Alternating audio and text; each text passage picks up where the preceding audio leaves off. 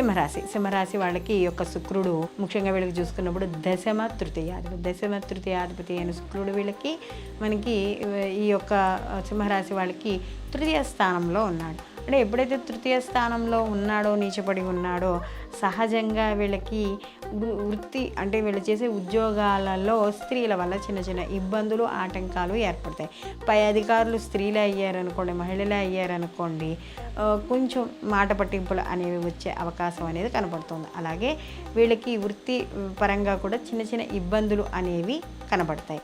ముఖ్యంగా తృతీయాధిపతి ఇక్కడ ఏదైతే సింహరాశి తృతీయాధిపతి ద్వితీయంలో ఉన్నాడు కాబట్టి కాస్త కుటుంబ సభ్యుల ద్వారా కానీ, అన్నదమ్ముల ద్వారా కానీ, అప్పచెల్లెల ద్వారా కానీ ఖర్చులు ఎక్కువగా ఉండడం అనేది కనబడుతుంది.